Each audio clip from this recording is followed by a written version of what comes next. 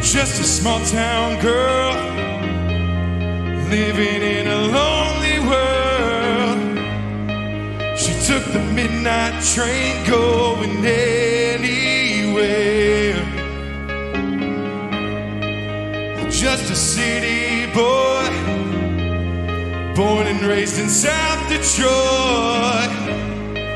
He took the midnight train going anywhere.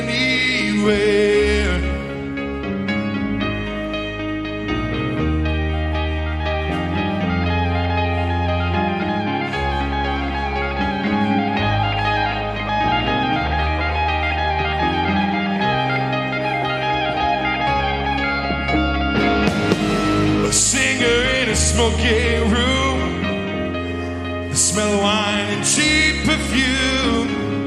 For a smile they can share the night. It goes on and on and on and on. Strangers waiting up and down the boulevard. Their shadows searching in the night.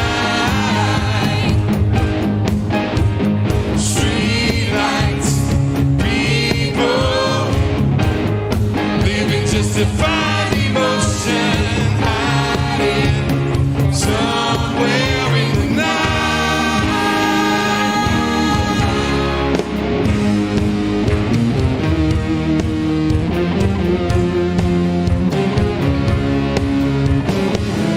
Working hard to get my fill. Everybody wants a thrill. Paying anything to roll the dice. One more time. Some will win, some will lose. Some are born to sing the blues. Oh, the movie never ends. It goes on and on and on and on. Strangers waiting up and down the boulevard. Their shadows searching in the night. Streetlights, people living just to find emotion hiding somewhere in the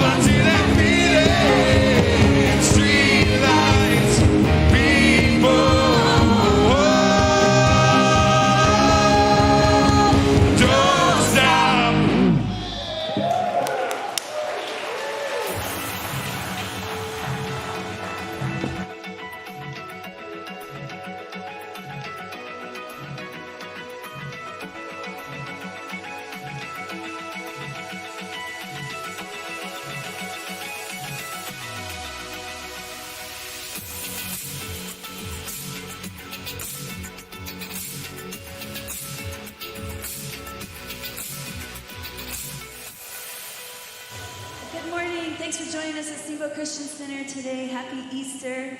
You are welcome to stay seated or you can stand on this first little part. But how about just turn to somebody next to you and say good morning, welcome, and let's sing this together.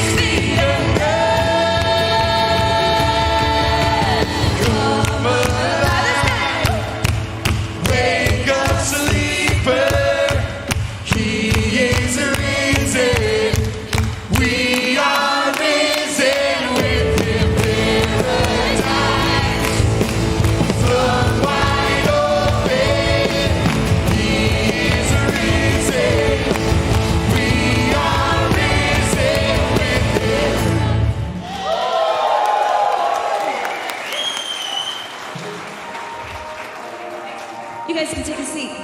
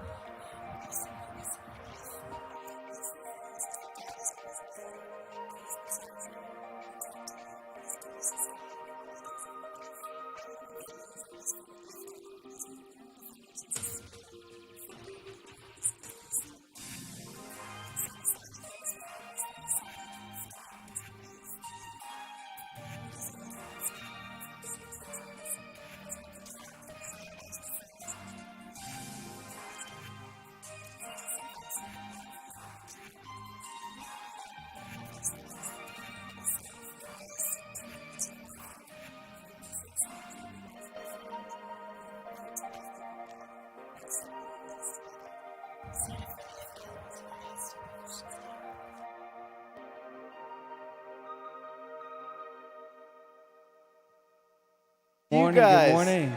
Happy Easter. Happy Easter. Happy Easters. Easter.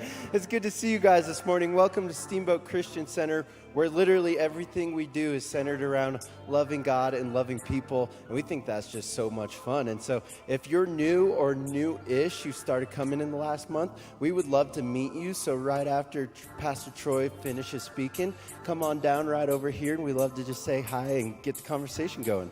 Yeah, happy Easter, everyone. Hey, before we get to the rest of our experience, there's a QR code on the back of the chair in front of you. You guys can go ahead and scan that with your phone as a way to stay connected with us. And we've got a couple things that are coming up that we want to let you all know about. First thing is If Gathering that we just talked about. That's going to be April 27th and April 28th.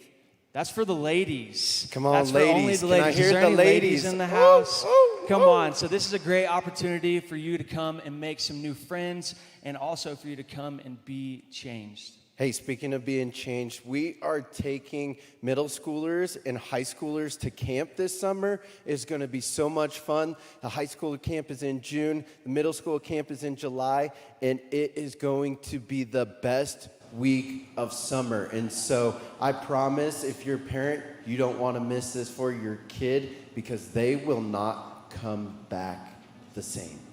Yeah, if I were a parent in here tonight, I would do everything in my power to sign up my kid for summer camp. Number one, you can get them out of the house for summer, right? And We'll take them. Number two, they're not going to come back the same. They're going to come back, they're going to wash their dishes, they're going to clean their room, Wait. they're going to mow the lawn. I'm not promising that. I'm not promising. Okay, maybe not all of that, but they are going to come back changed. They are going to come back and they're going to find their purpose in Jesus. Yes, they are. So don't miss those two things. But hey, we are about to go into our last weekend of our series called Don't, where we're going through some of the don'ts that this guy named Jesus said. And so if you've missed any of them, we would encourage you go back, watch them on YouTube. And we just want to say welcome and happy Easter. Happy Easter.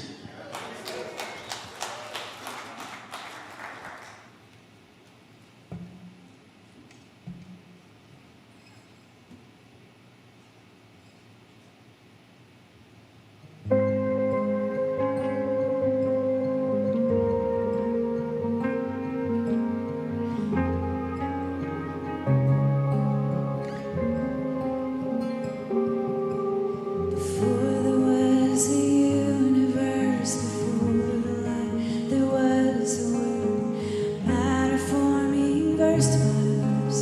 You saw that it was good. Let there be a multitude of all things bright and beautiful. If we exist, a miracle. You saw that it was good. In a garden made for us, heart of man put to the test, and the fall forever changed the way I see the world.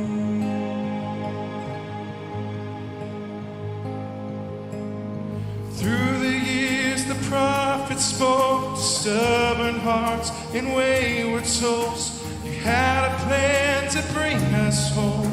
You saw that it was good. Foreign lands and earthly gods were idols that became a cost. Your holy reputation lost. You saw that it was good. In the garden of no rest, heart of God in blood and sweat, where his love began to change the way I see the world.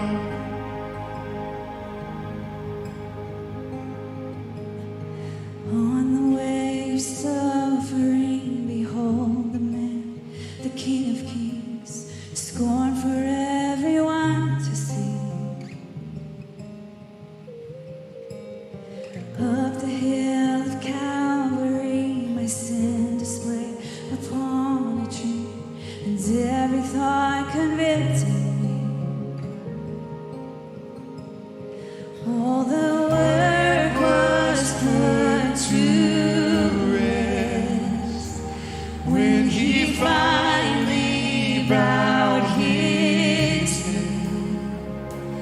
And the blood of Jesus changed the way I see the world.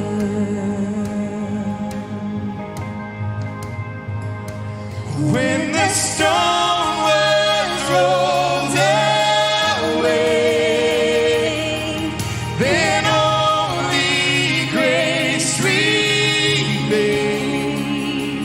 Now the love of God has changed the way I see the world.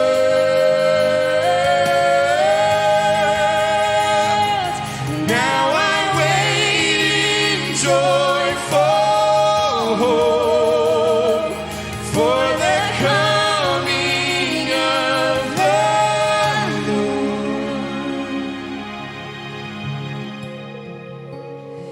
Praying all would come to know the way you see the world.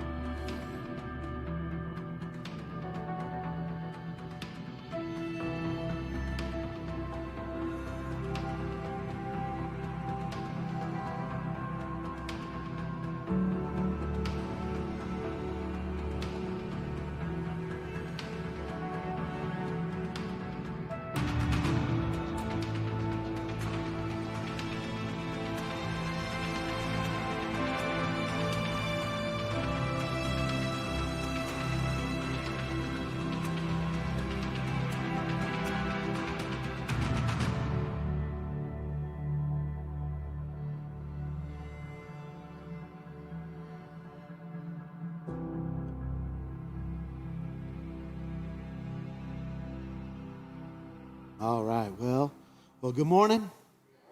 Man, happy Easter. Thank you for being with us. Great to see you all out here, all you early birds. Got any plans today?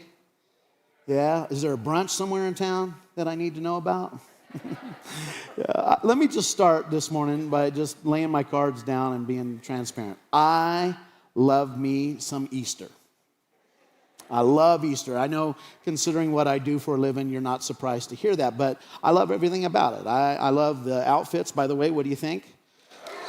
Some of you have never seen me this dressed up, and this ain't all that, but it's something. But I love the outfits. I love me some Easter baskets with chocolate bunnies and candy. I love all that stuff. I love baptisms on Easter Sunday. We're going to be doing that here at the end of today's service. I love egg hunts. Man, I just want to thank all of you that helped contribute to our Easter egg hunt yesterday. That was really fun. Great job, guys. Thank you for that. And so I just love it all. But here's the thing, more than that, I love that we get to talk about the resurrection today. That's it. I mean, every Sunday, we those of you who hang out here, we talk about something. But today, we're talking about the thing, right? We're talking about the thing, the resurrection of Jesus. And the thing that makes that thing so exciting is that it raises a question that everyone should ask at some point in their life. Now, maybe you haven't asked that question since you were maybe a kid, or maybe you haven't asked this question since you kind of left your faith back in college, perhaps, or maybe you've never asked this question before, but I believe this is a question that everyone should ask at some point, and the question is, very simply, who is Jesus? Who is this Jesus? And the reason I say that is this. The resurrection is what convinced those people in that first century to believe that Jesus was the Son of God. It was a resurrection. And that's what caused them to believe that he was, in fact, the Son of God. God in a bod, right? And it wasn't his teaching, by the way. It wasn't his teaching that convinced them, and it wasn't his tricks or miracles or however you want to categorize that convinced them. It was the resurrection that convinced them, that flipped the switch. And in fact, if this is your first time here with us, you need to know this about us, and that is this. We don't believe that Jesus raised from the dead because the Bible tells us so. No, it is way better than that. It's more substantial than that. We believe that Jesus rose from the dead because there was a first century Jewish tax collector by the name of Matthew who saw some things and he wrote down what he saw. We believe because there was this Greek back in the first century by the name of Mark who was a friend of Peter who wrote down Peter's eyewitness account of what he saw, and Mark wrote that down. We believe because a Greek doctor by the name of Luke who traveled all over Europe and Asia and traveled all over Judea, and he interviewed hundreds of people who saw the resurrected Jesus, and he wrote down what he heard and saw. We believe because there was this guy by the name of Paul who was this is interesting, he was a Jewish Pharisee, which is the same group of people who plotted Jesus' execution. He was a Jewish Pharisee, and he stepped onto the pages of history as someone who hated Christians. In fact, if you're here this morning and you don't like Christians, you would love Paul, okay? I'm telling you, Paul was fascinating. He committed his entire life to stopping the spread of Christianity. I mean, he put people in jail, put people to death, harassed them, terrorized them, and then suddenly and unexpectedly, Paul converted and became Christianity's biggest advocate. It's pretty trippy. We believe, and this is my favorite, we believe that Jesus rose from the dead because James, the brother of Jesus, concluded that Jesus, his brother, was the Son of God. Now, let me ask you a question. What would it take for your brother to convince you that he was the Son of God? A lot, right? And here's the thing, James wasn't an early believer. He didn't buy it. He wasn't impressed by Jesus' sermons or by his supposed miracles. But after the resurrection, James definitely believed. So much so that James was stoned, not Colorado stoned. I'm talking like Old Testament stoned, right? He was stoned to death because he wouldn't stop telling people that Jesus rose from the dead.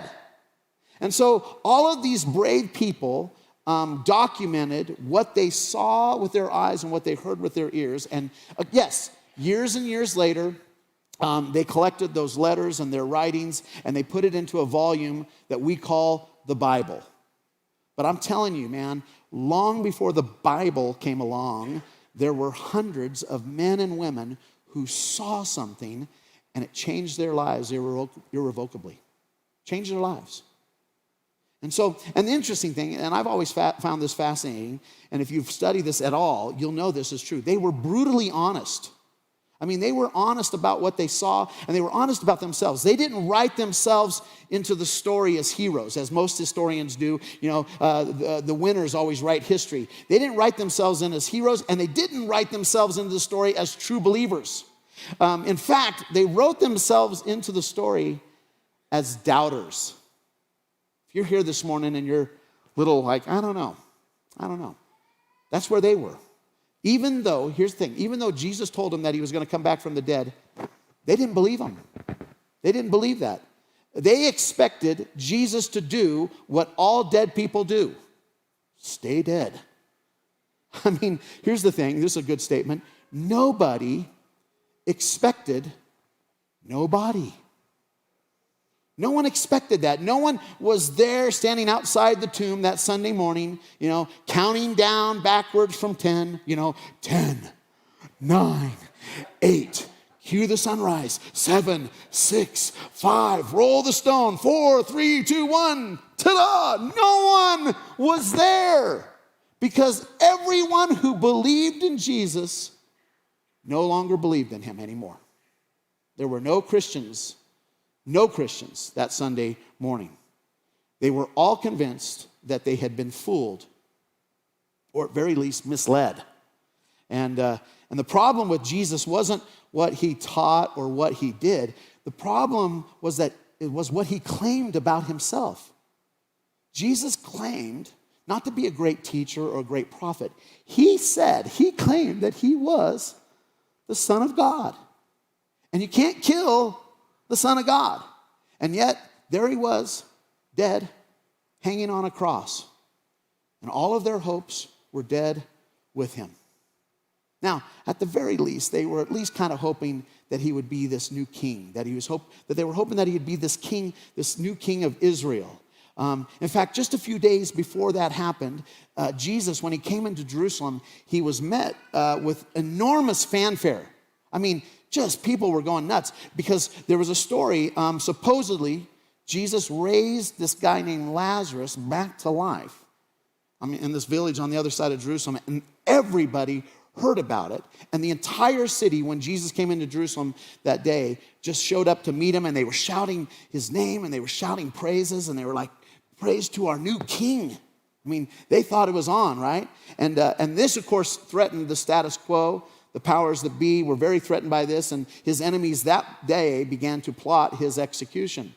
Now, his followers at this point were convinced that they had won. They were just like, wow, this is on like Donkey Kong, man. We are in good spot here. And their faith in him was never higher because of this new thing that Jesus was bringing. In fact, just a few days after he came into Jerusalem, Jesus celebrated the Jewish Passover with his 12 disciples. This is brilliant. During that meal, Jesus announced a new covenant, a new agreement, a new deal between God and man, right? And you might be familiar a little bit with this. The old covenant had been established by Moses, right? And it was ratified when God etched the 10 commandments into stone with his finger, that up on Mount Sinai, right? But this new covenant, this would be established by Jesus, and it would be ratified when God allowed his son's hands and his feet to be nailed to a Roman cross. The old covenant, you might know this, was given to a very specific group of people for a specific time. It had a shelf life to it. But the new covenant was for the whole world, for anyone, for all. The old covenant, you might know, if you've read any of it, it's pretty complicated. There were hundreds of laws and hundreds of commandments that they had to follow. But the new covenant had just one command. It's brilliant. Jesus, at this meal, says, a new command I give you. Here's the new command, and this will be the earmark of this movement, this new thing that I've started. Not anything else. Not how you dress. Not anything else. This right here. He said, I want you to love each other as I have loved you. And then the very next day, Jesus gave a demonstration of his love that took their breath away. That night, the powers that be were ready for Jesus. One of his followers betrayed him, and he helped the religious leaders put their plan into action. And within a day, Jesus had been arrested, beaten, whipped, tried, convicted, and then led outside the city gates to be executed. That quick. And Pilate, who was the Roman governor of Judea at that time, he couldn't find any offense, any guilt in Jesus, at least to warrant death. But the Jews really pressed him on this. They were like, hey, no, he claims to be the Son of God. And Pilate's like, I don't care about that. That's your religious stuff. I don't care. And they're like, well, okay, Pilate, he also claims to be a king. And you are no friend to Caesar if you let this man live. And they had him. And Pilate gave in, and he sentenced Jesus to death by crucifixion. Now, this is where we're going to do this. One of the many eyewitnesses to this thing that happened was a young Jewish man who had followed Jesus around Judea during the previous 3 years, and he wrote what he saw. His name was John. And in John's written account that we still have records of today, he says that immediately after Pilate sentenced Jesus, the soldiers took charge of Jesus. And they made Jesus carry his own cross, and he went out to the place of the skull, Now, this is interesting. This is a hillside just outside the city gates that literally looks like a human skull. It's still there today, and it is eerie. It's weird, crazy. And in verse 18, it says, there they crucified him, and with two others, one on each side and Jesus in the middle. Now, what's fascinating about that little line there is that that's all John says. He doesn't have to explain crucifixion because his readers back then knew what a crucifixion was. I mean, hundreds of thousands of people had been crucified by Rome. And it was one of the most brutal forms of death and punishment that you could hand out. There were easier ways to kill and punish somebody, but crucifixion had two purposes. Number one, to strike terror into the community. In other words, this is what happens to you if you go too far. Don't do it. And the second part is this obliteration. Basically, you were just kind of wiped off the face of the earth, shamed. Your name would never go. There's been hundreds of thousands of people that crucified. You and I can name two, Spartacus and Jesus. Pretty much. So most everyone else has been forgotten to history. And so he doesn't give much explanation because he doesn't need to. Everybody then knew what it was. But then, here's the interesting thing. John gives us a very interesting detail. He realizes and knows that he's recording this for history's sake. But he adds in a small little tidbit that seems unnecessary, but it's clear that this is personal to him. So he slides it into the story. As John stood at the foot of the cross, looking at Jesus, trying to not look, but not being able to help himself. I mean, it just was a scene. There were other people there. Jesus speaks to his mother from the cross. His mother was standing right there next to John. And Jesus said this. He said, dear woman, here is your son. And then he looked at John and he said, and here is your mother. It was Jesus' way of saying, take care of my mom. And then John records Jesus' final words, which are brilliant. Jesus said, before he died, he said, it is finished. The old way of connecting to God is done. The old covenant, the old agreement, the old way, the sacrificial system, bring an animal up to the temple, do all this religious stuff and all that condemnation and all that judgment is finished. Hallelujah. It was complete. And then it says that he bowed his head and he gave up his spirit. Now, what John writes next is super interesting, and most of the time, you and I skip over this. It's as if John catches himself as he's writing this out. Think about it, he's been giving a historical account of the 3 years that he's been following Jesus, and he's been writing about all of Jesus' miracles and all of his teachings, and now the crucifixion, right? And suddenly, John realizes that all of the things he's writing might seem a little unbelievable to those who are reading it. That there might be people hearing this and listening to this that might doubt it a little bit. And so he adds a statement, like I said, which you and I normally would, when we read this, we'd skip right over it, but we would do well to pause and reflect on it a little bit today. In verse 35, John says this. He's talking in the third person, so you need to understand that. He's talking about himself in the third person. He says this, the man who saw this has given his testimony, and his testimony is true. In other words, I swear to you, this is what happened. I saw it with my own eyes. I saw it with my very own eyes.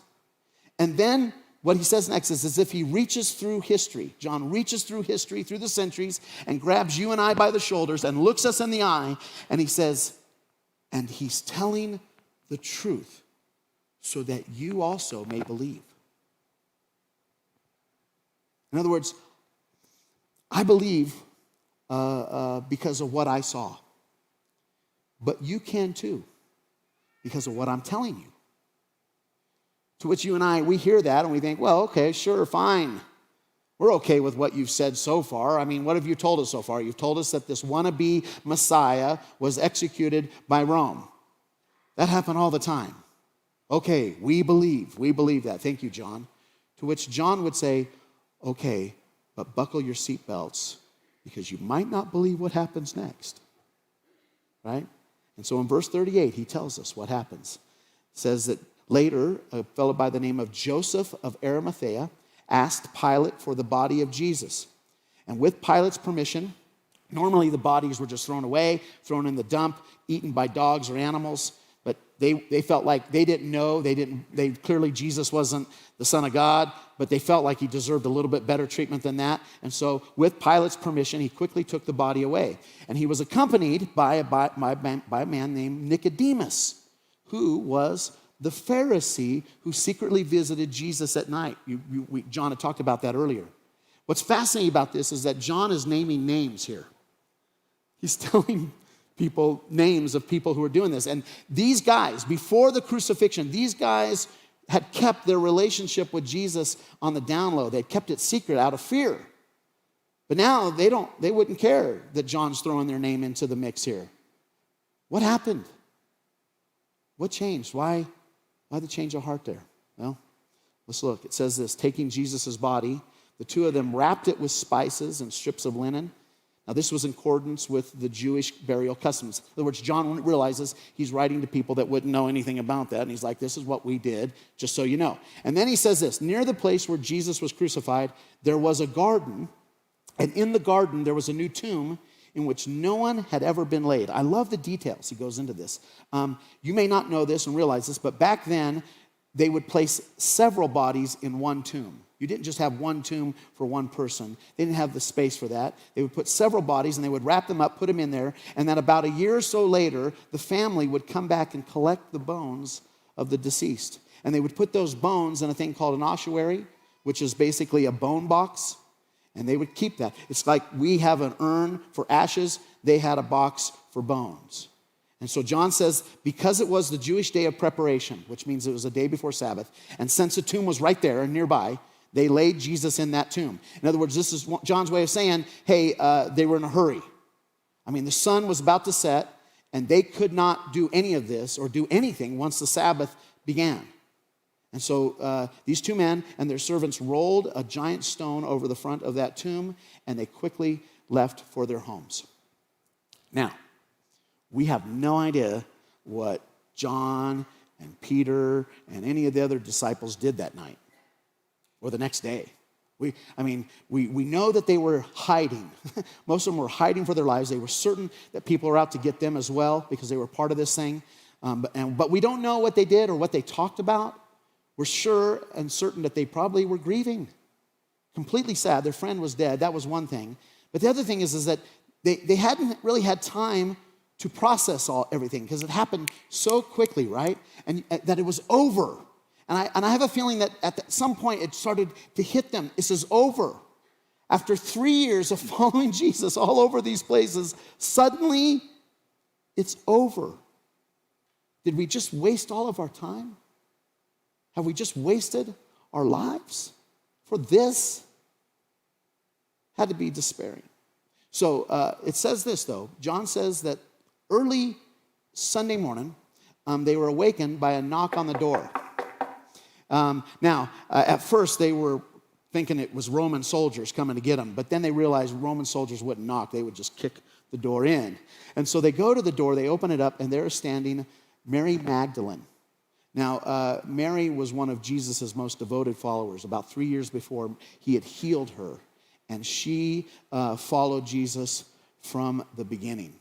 And she's sobbing, she's shocked, she's hysterical, and they're like, what's going on? She said, they have taken the Lord out of the tomb, and we don't know where they have put him. Now, Peter and John hear this and are like, who has done this? Who is they? What are you talking about, Mary? And so Mary tells them that she went to the tomb early that morning to grieve, and when she got there, the stone had been rolled to the side, and the body had been taken. Now that's interesting. She didn't say it was risen. She said it was taken. Why? Again, these people didn't write themselves into the stories as true believers because none of them believed that Jesus would rise from the dead. None of them. They all assumed that there were grave robbers, that someone came and stole the body. And so John says this, that Peter, and this is interesting, he says the other disciple, he's talking about himself again, started for the tomb to go look and see what's going on. Both were running. This is funny. But the other disciple, again himself, outran Peter and reached the tomb first. He puts that in there. Now, I bet that John, as he's remembering this and is writing this down, that he had a thought to himself and he kind of chuckled. By the time that John wrote this down, Peter had already been executed in Rome by Nero, been crucified upside down. And John probably thought to himself, well, Peter's not here anymore. He wouldn't be embarrassed if I told this, and people need to know that I outran him.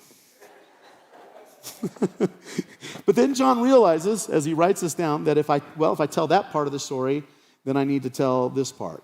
And so he tells us that when he got to the outside of the tomb, it says this, that he bent over and he looked in at the strips of linen lying there, but he did not go in. In other words, I got to be honest, I didn't go inside. Why not, John? Because it's a little dark, a little scary. It's a tomb, right? So he's like, I didn't go in. I was kind of freaked out. But then he says this. He says, but then Simon Peter came along behind him, finally caught up, and he went straight into the tomb. Now, why does he say that? Because that's something totally Peter would do, right? He was one of those act first, think second type of dudes, right?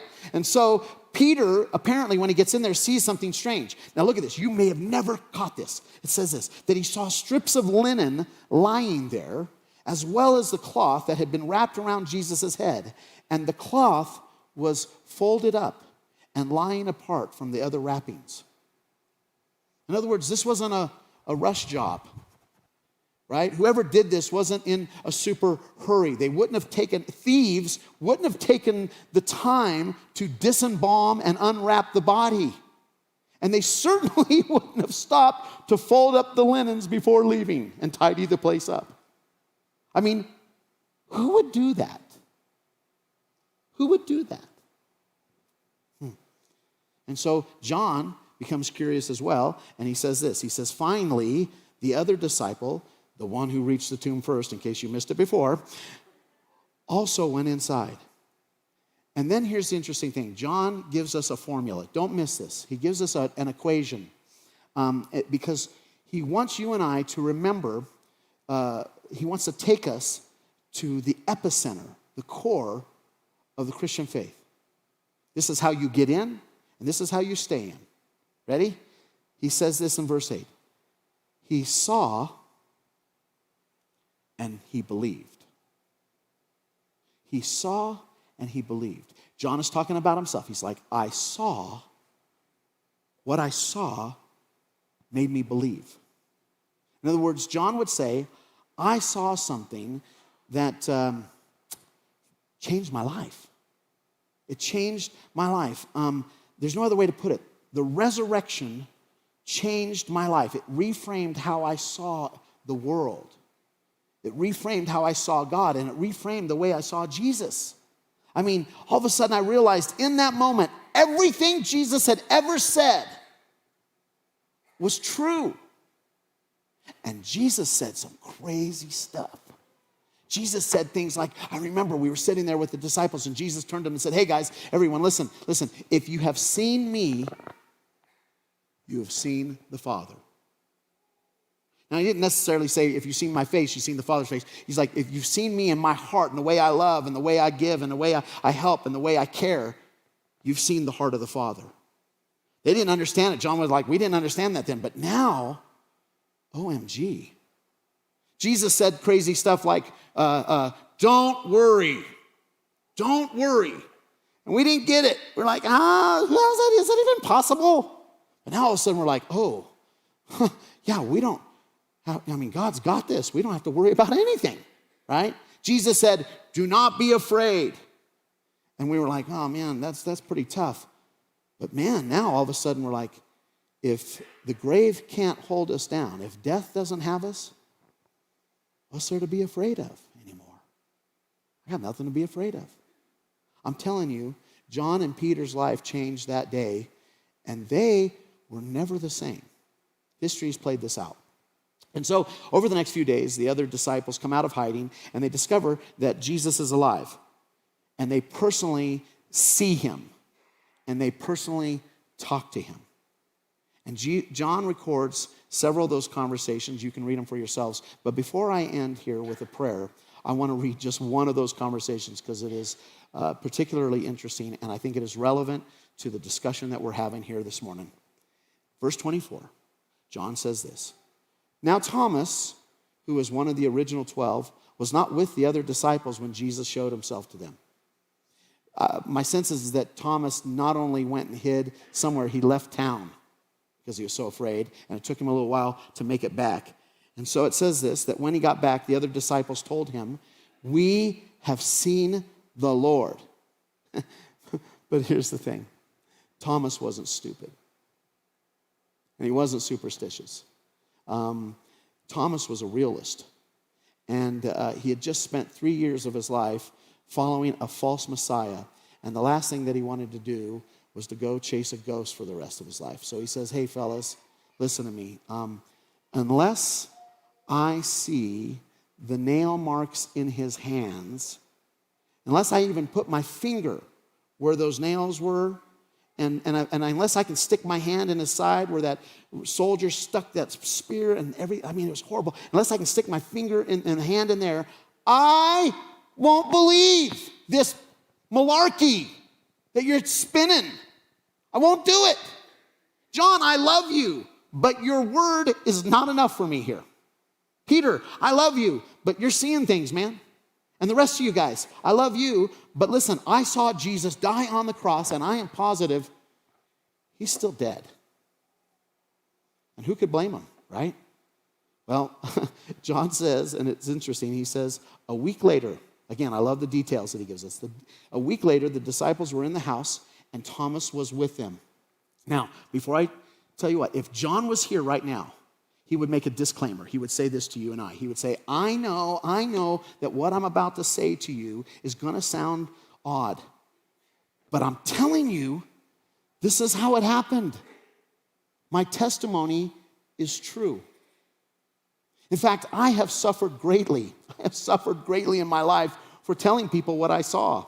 In fact, as I was writing this document that you're listening to right now, I was recovering from being boiled in oil. Yeah, the Roman emperor at that time, a guy by the name of Domitian, ordered that I would be put in a vat of boiling oil. And so, trust me when I tell you, this is what happened. He says, even though the doors were locked, Jesus came and he stood among them and he said, "Peace be with you." He said that because he scared us half to death, man. Every time he showed up, we're like, oh my God. But he said, "Peace." And then Jesus said to Thomas, put your finger right here. Inside there, right? I want you to see my hands. Reach out your hand and put it right here inside, into my side, right here. In other words, this ain't a ghost, it's me, Thomas. I'm right here, it's me. Believe what you see. And then Jesus said something that he had told his disciples before, but it never really made sense to them until just this minute. Jesus said, "Do not doubt any longer. Believe." You don't doubt anymore. Believe. Over and over throughout the years, Jesus told them, do not doubt. Don't doubt. Oh, ye of little faith, don't doubt God. And they always kind of blew him off and ignored him, right? And now suddenly, this command made total sense to them. Why? Because when you see your friend dead on a cross one day, and then a few days later you see him alive, you realize that the limits that you have placed on God need to be lifted a little bit. And so Thomas says this. He said to Jesus, he said, "Oh my Lord and oh my God." As if he could say anything else. Now, Jesus, I think, was kind. He would have said, "Thomas, listen, man, I understand why you've doubted. And by the way, don't let the rest of these guys give you a hard time about that. Don't let them give you a nickname, Doubting Thomas, because you doubted, because they all doubted. Every one of them, not a single one of them believed that I had risen from the dead until they saw me." And so, Thomas, now listen, because you have seen me, you have believed. There's that formula again. right? I saw, and I believed, right? There it is. Because you see me, you believe. I saw, and he believed. He saw, he believed. But then Jesus adds a little something, something to this. He amends the formula. And it's as if, listen, don't miss this. It's as if Jesus knows that this story is going to be told for generations and generations and generations. It's as if Jesus, when he said this, he had you and me in mind when he said this. Listen, he said, but blessed are those who have not seen and yet have believed. It's us. In other words, don't miss this. It is possible to not see and yet still believe. Some of you look at your friends and you're like, how do you do that? It's possible. Now you might go, well, how? How do you do that? Well, blessed, Jesus would say this, blessed are those who believe, okay, not because they have seen, but because they have heard the testimony of people like John, who suffered greatly for what he told people he saw. He wrote it down, and he suffered greatly for that. Jesus would say, blessed are those who believe because they have heard the testimony of people like Peter, who was basically an illiterate fisherman, right, from Judea, who had probably never traveled for most of his life more than 2 or 3 miles away from his home. And then all of a sudden, Peter goes all over Asia and Europe telling people what he saw until he was crucified for saying that Jesus was alive. And Jesus would say, blessed are those who have heard from Paul and Matthew and James and countless others throughout the ages, and yet still believed. It's possible to not see and yet believe. All we have to do is to believe those who have seen, and then perhaps we'll see for ourselves. In fact, this is how John ends his story. He said this. He said, Jesus performed many other signs in the presence of his disciples, which are not recorded in this book. But these have been written so that you can believe that Jesus is the Son of God, and that by believing, you may have life in his name. John is saying, believe what I say, and you'll see for yourself. Today, by the way, we have people getting baptized this morning. And just if you don't know, maybe you grew up a different tradition, baptism is just an outward symbol of a thing that's taken place in your heart. But baptism is a way for people who have seen God work in their lives and allow them to encourage others to give God a chance to show himself to them as well. That's what it is. It's a way for you to go, look, I've seen him. I believe. And maybe you might consider it too. And so these people that are going to be getting baptized this morning have seen and believe that Jesus is alive. And today, they want to testify to that. And so I want to invite you, if you came ready this morning to get baptized, you came prepared to go ahead and get ready, to go and get dressed quickly. If you didn't come prepared, but you're like, you know what? I got to do it. It's Easter Sunday, man. This is prime time. This is Super Bowl. I want everyone to know. We want to invite you. We've got shorts and shirts and towels out there too. But if you're getting baptized, go quickly. Get ready. Is there anybody? Yeah, a few. All right, go ahead, go. Let's give them a big hand as they go. Come on, yeah. Get the band. Amen. All right. So the band is going to sing a song here, and but before they do, and while they go get ready, I just want to pray real quick with you, and just let God sink this into our hearts a little bit. Maybe we could walk out with a little extra oomph, a little extra skip in our step because of what God has done. Would you bow your heads? Father, I just come to you this morning, and I remember back when I was 21. That was a long time ago. I was invited to church. I wasn't a church guy. That wasn't my people. That wasn't my place. But she was pretty, and I was desperate. And so I went, and I heard a message that day very similar to this one. For the first time in my life, I heard that Jesus had died on a cross for my sins and that God raised him from the dead. Now, I didn't believe just because they told me that, but I was kind of going, you know what? Maybe there's something to this. I saw all these other people kind of telling me, man, there's something about that. And so at the end of that message, I prayed a prayer. And it was a simple prayer, and it's a prayer that changed my life. And so this morning, I want to pray and lead you in that prayer if you're here this morning and you feel the same way. And here was the prayer. The prayer then was, God, if you're out there, show yourself to me. I want to see, and I want to believe. And so if you're out there, show yourself to me. That was it. And I'll tell you, friends, when I prayed that prayer, not instantly, but over the next few days and over the next few weeks and over the next few months, God began to blow my mind. There was some coincidental stuff at first, and then I'm like, this isn't coincidence anymore. And man, pretty soon I realized I am on God's radar. There is a God, and he cares about me. And it changed my life. And now, years and years later, I've seen so much stuff, I can't go back to not believing. In fact, I don't want to brag, but I might be willing to give my life for this because I've seen too much. But that's how it worked for me, and perhaps it'll work for you. So if you're here this morning, you're a little skeptical, you're a doubter, like Thomas and the other disciples and all of the other disciples, join the club. All of us have been there. Say this prayer with me. Father, God, if you're out there, show yourself to me.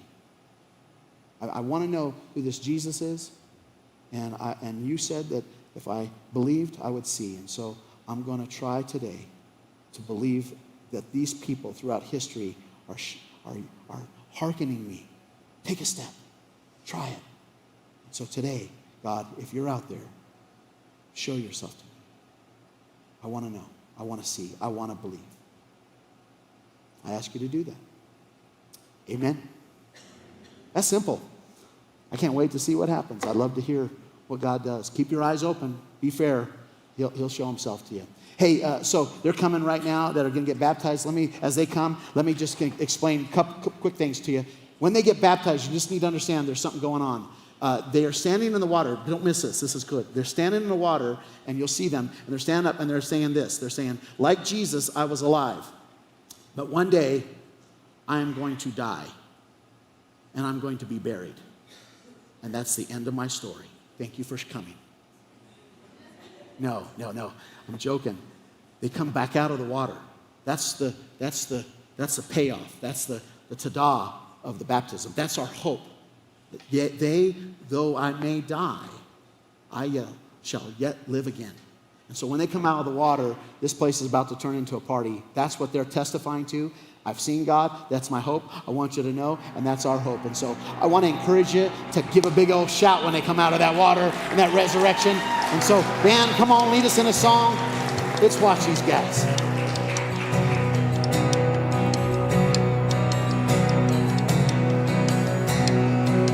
right, everybody give it up for Cam Romero. Yeah!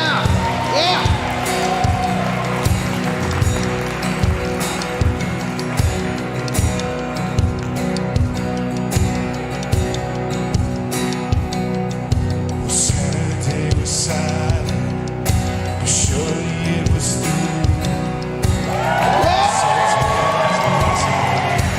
Never stopped.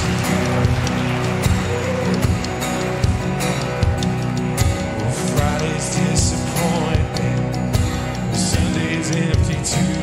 Everybody give it up for Sydney. Never stopped.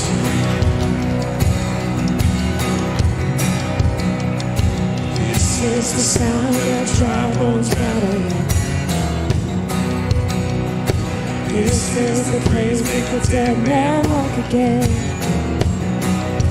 Open the grave, I'm coming out, I'm gonna live God. This is the sound of dry bones rattling.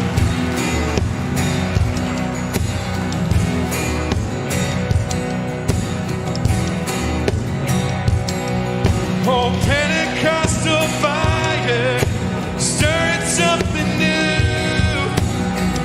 You're not gonna run out of miracles anytime soon. Resurrection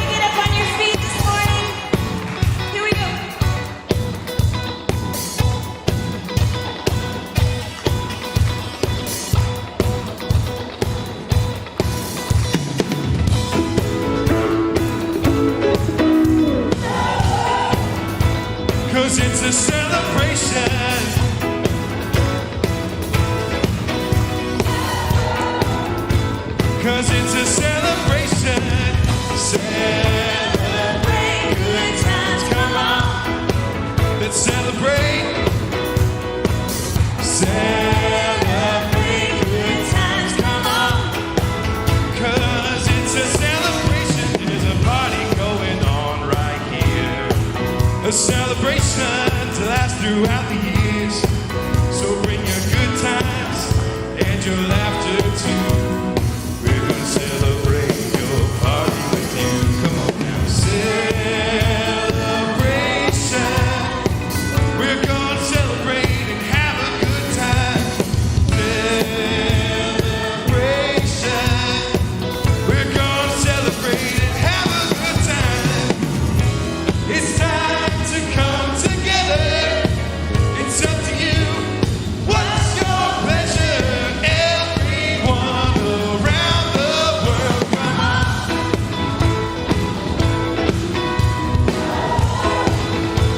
'Cause it's a celebration. Yeah. 'Cause it's a celebration. Celebrate good times, come on. It's a celebration. Celebrate good times, come on. Celebrate.